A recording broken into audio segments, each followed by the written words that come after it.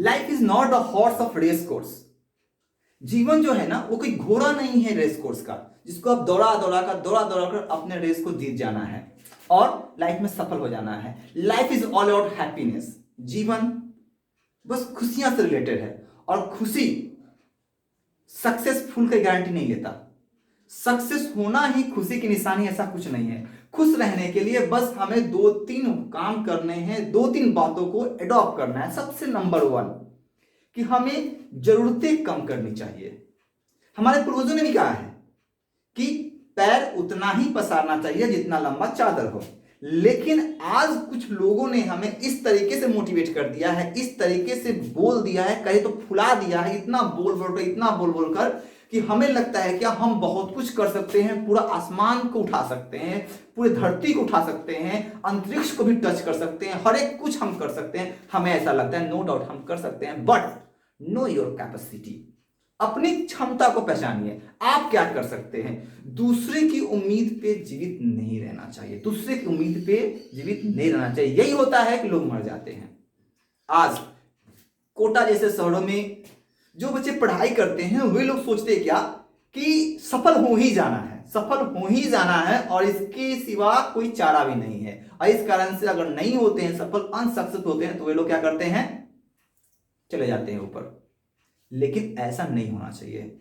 गुब्बारे को उतना ही फुलाओ जितना वो बर्दाश्त कर सके, क्योंकि उसमें जितना कम हवा रहेगा उतना ज्यादा टिकेगा और उसमें जितना ज्यादा पंप करोगे उतना ही जल्दी वो फूट जाएगा, उसके फूटने के चांसेस बढ़ जाएंगे। इसीलिए हमारे पूर्वजों ने कोई गलत नहीं कहा है, पैर उतना ही पसारो जितनी लंबी चादर हो, क्योंकि चादर अगर खींचोगे तो वह फट जाएगा, फिर कोई काम का नहीं रहेगा। तो हमेशा याद रखना कि जरूरतें अपने सीमित करें, अपनी जरूरतों पे लगाम लगाएं। अगर आपने अपनी जरूरतों को सीमित कर लिया देन नो डाउट आप हमेशा खुश रहेंगे। नंबर 2, परिस्थितियों से तालमेल बरते। स्थिति जैसी भी हो आप उसमें जीना सीखे, क्योंकि अगर परिस्थितियों से तालमेल आपको बरतना नहीं आता है, if you are unable to maintain the situation, अगर आप सिचुएशन को मेंटेन नहीं कर पाते हैं, सिचुएशन को हैंडल नहीं कर पाते हैं, definitely you won't feel happiness ever in your life. कभी आप अपने जीवन में हैप्पीनेस फील नहीं करेंगे। इसलिए परिस्थिति जैसी भी हो उस परिस्थिति को अपने अनुकूल बनाएं और उसमें आप जिए, उसमें अपने आप को लगाएं। हमेशा याद रखना है कि लोग हमेशा कहते हैं क्या कि अंधेरे के बाद उजाला आता ही आता है, अंधेरा घटेगा उजाला आएगा, अंधेरा कितना भी घना क्यों ना हो रोशनी हो ही जाती है। लेकिन एक बात हमें बिल्कुल नहीं भूलना चाहिए कि रोशनी कितना भी हो अंधेरे के कारण ही उसका अस्तित्व है, अंधेरे के कारण ही उसका अस्तित्व है। इसीलिए जरूरत नहीं कि लाइफ में सक्सेसफुल हो कहीं लोग खुश रह सकते हैं। I am unsuccessful but I am very happy. आप अनसक्सेसफुल होकर भी हैप्पी हो सकते हो। बस अब अपने कर्म पे ध्यान दो, अपनी बातों पे ध्यान दो और खुद को खुद से मोटिवेट करने की कोशिश करो, ना कि किसी के माध्यम से खुद को मोटिवेट करो। क्योंकि बहुत ज्यादा एयर पेट में लेंगे तो गैस्ट्रिक का प्रॉब्लम हो ही जाना है। इसलिए उतना ही एयर लो जितना हमें जरूरत है बॉडी को चलाने के लिए, ठीक है। और वो एयर अपने आप हमें ऑक्सीजन के माध्यम से मिल जाता है जो हम ब्रीदिंग में लेते हैं। इसीलिए पंप करवाने की जरूरत नहीं है, पंपिंग होने की जरूरत नहीं है। खुद को मोटिवेट करना है और खुद से करना है, नॉट किसी और से मोटिवेट होना है हमें। ये दूसरा कि परिस्थितियों से तालमेल बरते। हमेशा परिस्थिति, अभी देखिए अभी परिस्थिति क्या है, कितना खराब है। अभी परिस्थिति ऐसी है कि हमें निगेटिव होकर रहना पड़ रहा है। अभी परिस्थिति ऐसी है कि हमें निगेटिव होकर रहना पड़ रहा है। आज जो निगेटिव है वही सुरक्षित है, जो निगेटिव नहीं है वो सुरक्षित नहीं। इसीलिए हमेशा ध्यान देना है कि negativity and positivity both are the aspects of a coin.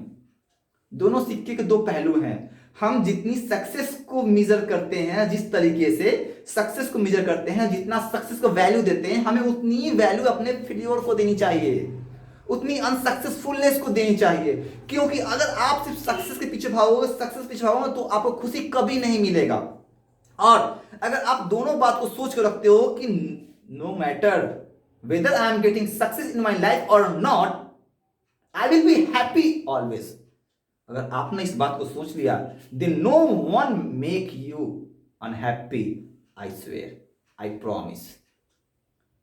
And third one is help other. Help other, दूसरों की मदद करें।